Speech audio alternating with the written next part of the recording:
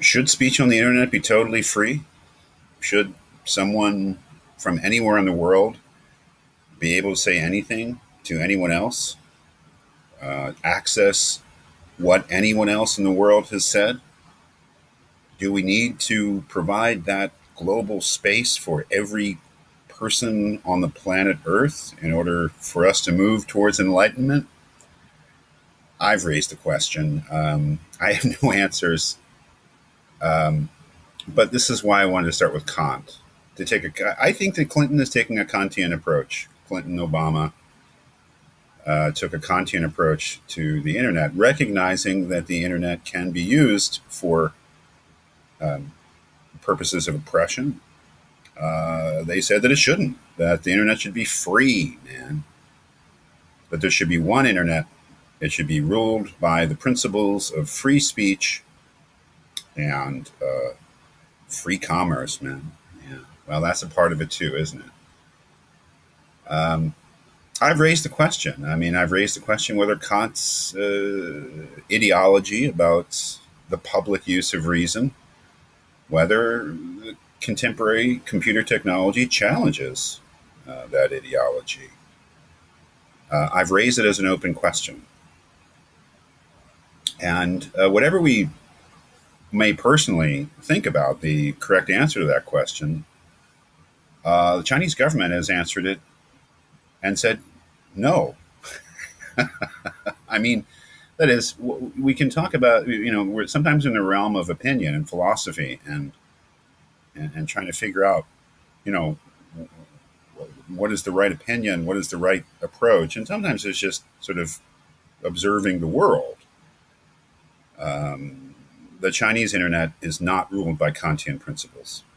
Chinese internet is censored. There's a huge government apparatus that is at work in China regulating the speech of the internet in China. I mean, both the speech of people in China using the internet to say things and their ability to access other speech.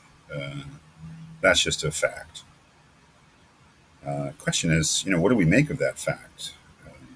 That there are, I'm going to say there's two internets. I know there's more than two internets. Maybe even the whole notion of an internet or multiple internets is questionable, but I think there are two internets. There's the internet that we know, which is more or less the same internet that exists in France and Mexico and Brazil and the Czech Republic. And then there's the Chinese internet, which is a whole different animal. And, it's a different experience using the internet in China. Um,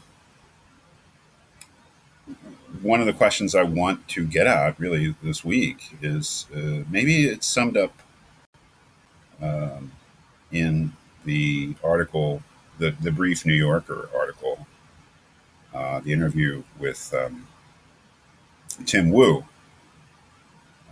about the whole notion of what internet sovereignty really means. And he makes a very interesting point here.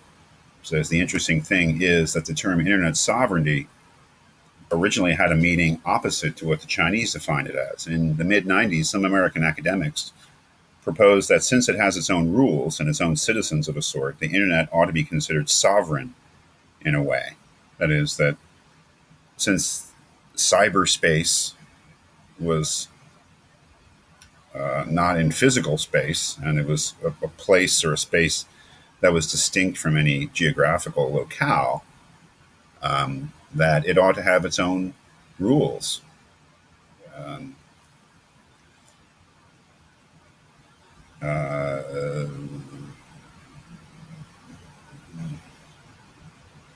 and he goes on to say, well, the Chinese obviously don't agree with that theory.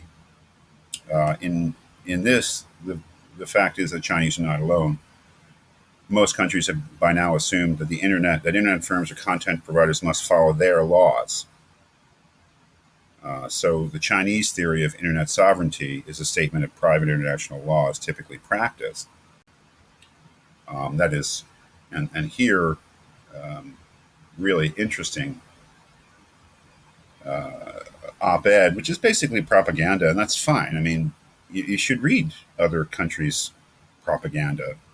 This is propaganda, from China, Chinese government propaganda. I mean, you should read it. You should be familiar with propaganda. And one of the great things about reading foreign government propaganda is it makes you sort of sensitized to what propaganda looks like and may give you a clue about your own country's, your own government's propaganda. So it's great to read propaganda. And this is a great piece to read. Why does the Western media hate the Great Firewall so much? Which is a defense of Chinese internet sovereignty, which is not internet sovereignty in the old 90s sense that the internet is a place that's distinct from any geographical place and so should be independent of the control of any national government.